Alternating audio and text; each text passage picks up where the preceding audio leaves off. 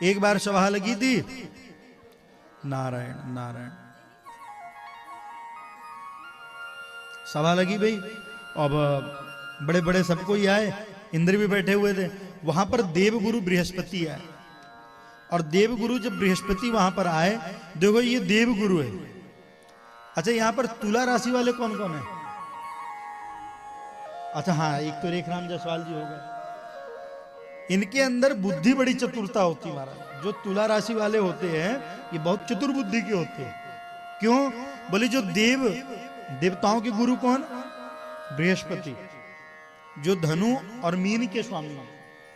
Mean के भी है ना, धनु और मीन के स्वामी बृहस्पति है।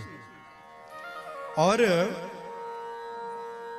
तुला राशि के जो स्वामी है वो शुक्राचार्य है। शुक्राचार्य दैत्य गुरु है। हाँ, ये दैत्य गुरु है महाराज। तो इनके भीतर चतुरता बहुत होती है कि अगर जैसे घी निकालना हो और जब सीधी उंगली काम ना है तो क्या करनी चाहिए? हैं? अच्छा, उंगली को टेढ़ी कि घी के डब्बा टेढ़ा? उंगली टेढ़ी करनी चाहिए। हाँ तो ठीक है महाराज। तो शुक्राचार्य जी को दोनों काम आता है। और हमारे देवराज बृहस्पति जो है ये सीधे साधारण है महाराज।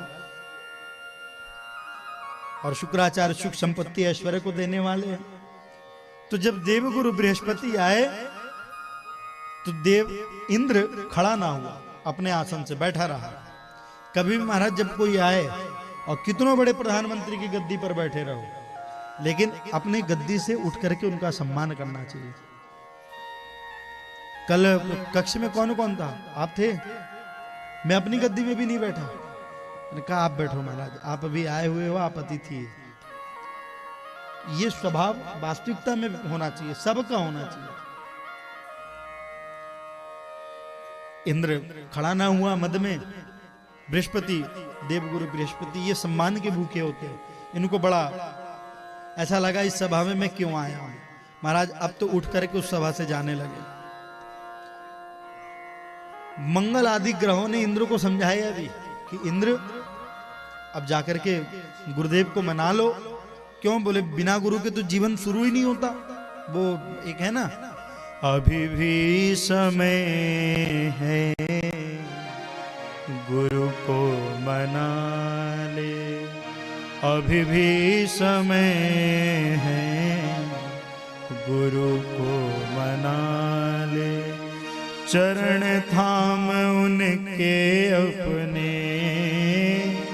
चरण थाम उनके अपने, भाग्य जगा ले, अभी भी समय है गुरु को मना ले। हम महाराज जो उनको बोले कि भैया देवराज इंद्र आपके पास अभी भी समय है, बृहस्पति अभी उठ करके गए, जाकर के चरण पकड़ ले, उन्हें मना ले। आज इंद्र खड़ा ना हुआ गद्दी से। अब तो महाराज देवगुरु बृहस्पति नाराज होकर के चले गए।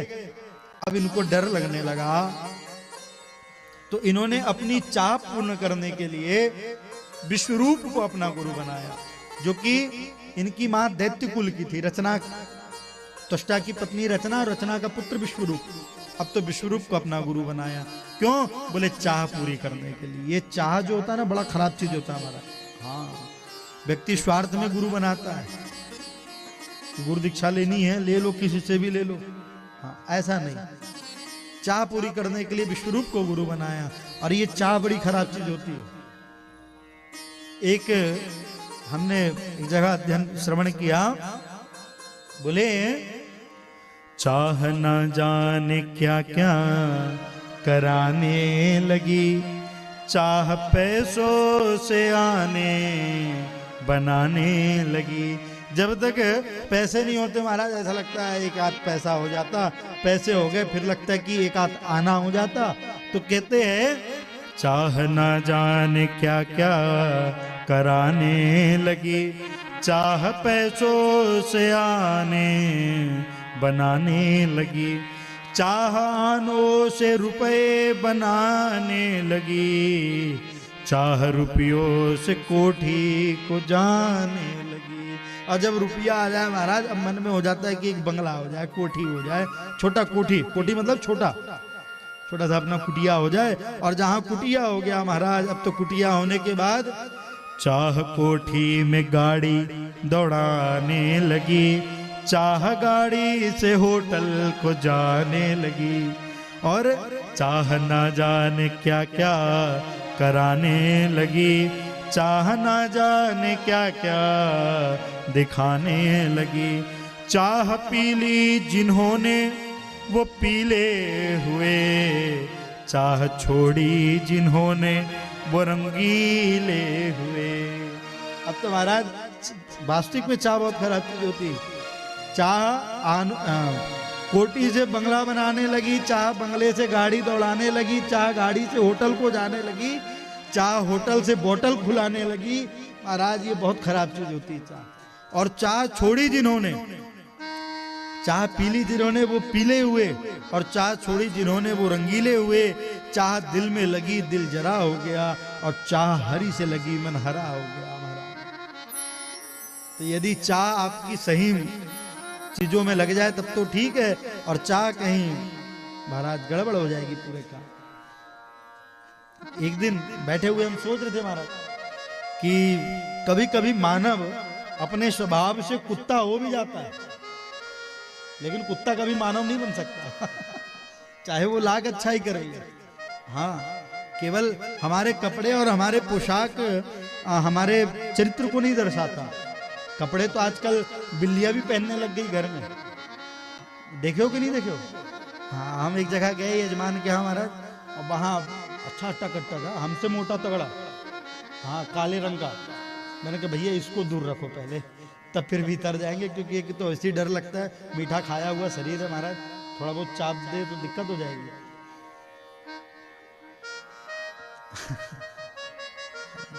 तो अपनी चाह पूरा करने के लिए देवराज इंद्र ने विश्वरूप को गुरु बनाया है। अब विश्वरूप ने नारायण कवच का उद्देश्य दिया, नारायण कवच का उपदेश दिया। देखो, जिनके जीवन में कभी भी संकटे आ रही हो, दिक्कत आ रही हो, बार बार नारायण कवच का आश्रय ले लो। कोई कहता ना हनुमान चालीसा को कंठ कर लो, तो आजकल नई पद्धति चली है, छोटी छोटी हनुमान चालीसा आने लगी महाराज, मोड़ के ताबीज के अंदर डाले, पहन लिए कंठ में। अरे कंठ करने का मतलब वो नहीं है, कंठ करने का मतलब उसको कंठस्थ याद कर लो। हाँ, वो अपने आप कंठ में विराजमान हो जाएगा, वो कंठ होना है। तो नारायण कवच को कंठ कर लो जब कभी दिक्कत हो, और नारायण कवच का पाठ करो। नारायण कवच का उपदेश दिया, और जब कभी उपदेश देने लगे, जब कभी हवन करने लगे महाराज, 2 आहुति तो देवताओं को दे, वो नारायणाय नमः स्वाहा ओम स्वाहा। अब महाराज धीरे से दैत्यों को भी आहुति दे। हाँ, इंद्र को पता चली, इंद्र ने तलवार निकाला, महाराज विश्वरूप की हत्या कर दी, विश्वरूप की हत्या कर दी।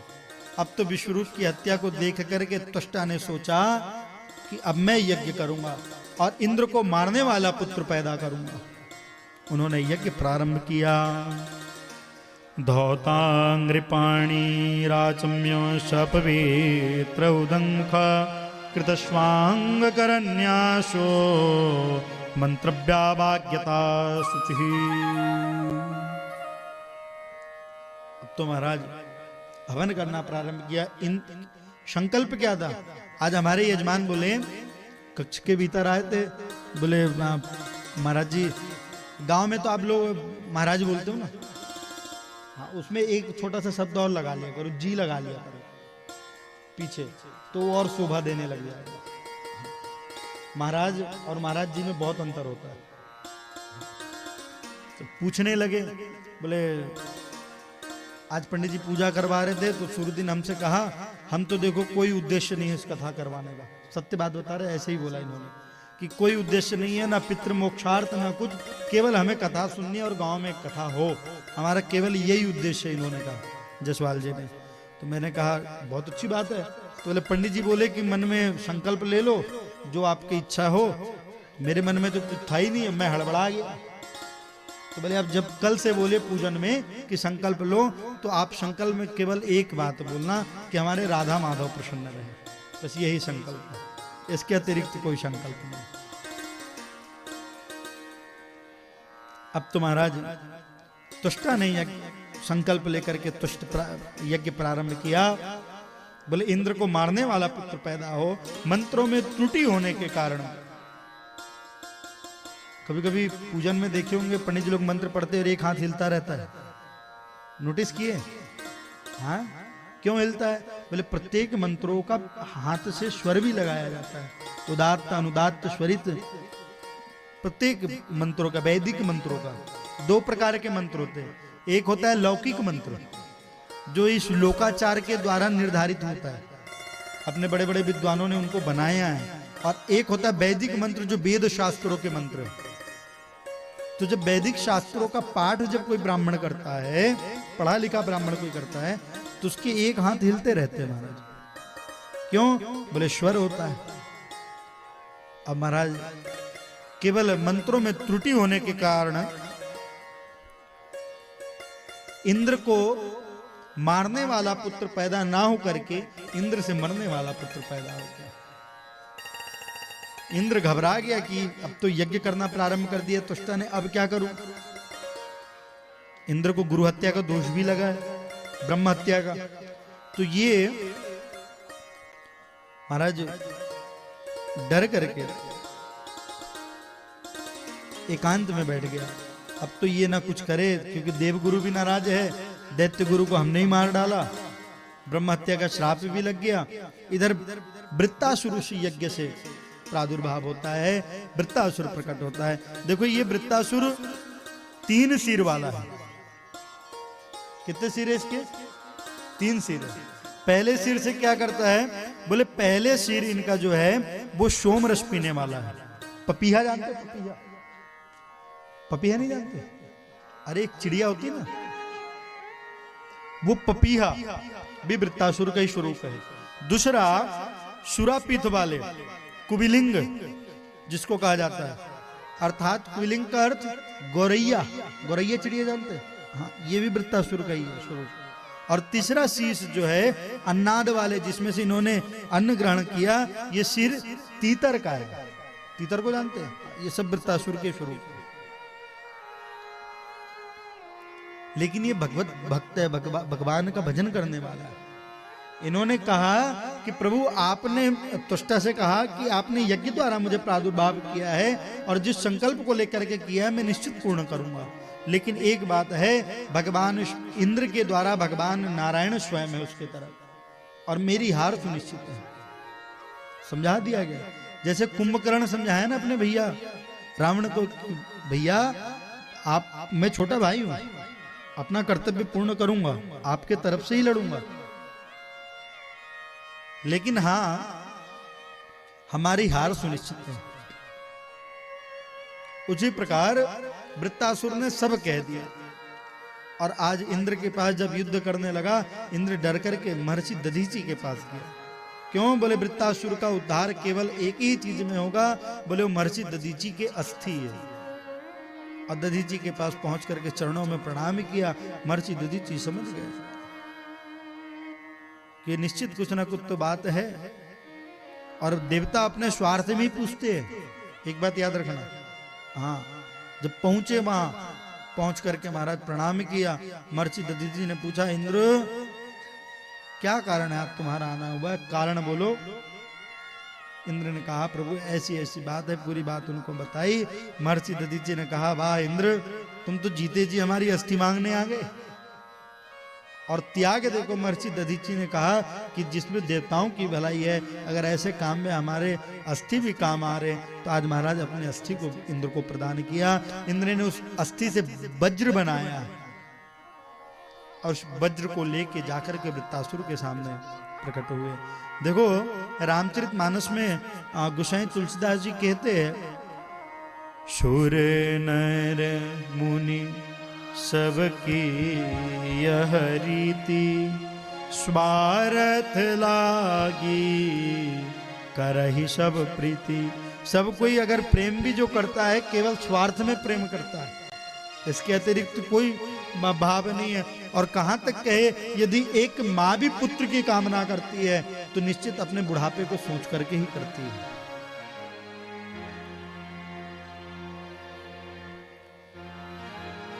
लेकिन बालक का कभी अनहित माँ बाप नहीं सोचते, हमेशा हित ही सोचेंगे। अब तो महाराज वृत्तासुर के सामने इंद्र प्रकट हुआ, और इंद्र प्रकट होने के बाद आज दोनों का युद्ध प्रारंभ हुआ है। इंद्र ने महाराज एक बार तो प्रहार किया वृत्तासुर के एक हाथ जमीन पर, दूसरे बार प्रहार किया, दूसरा हाथ जमीन पर गिर पड़ा। अब बिना हाथों के वृत्तासुर भगवान को याद करता है कि प्रभु आज कहता है, अजात पक्षा इव मातरम खगा स्तन्यम यथावत् सतराक्षुधार्ता प्रियम प्रियैव व्युषितं विषण्णा मनोरविंदाक्षदिदेक्षते त्वाम। आज भगवान से प्रार्थना करता है कि प्रभु मेरी हार सुनिश्चित है, यह बात को मैं जानता हूं, लेकिन आपको मैं समर्पण भाव से प्रेम करता हूं।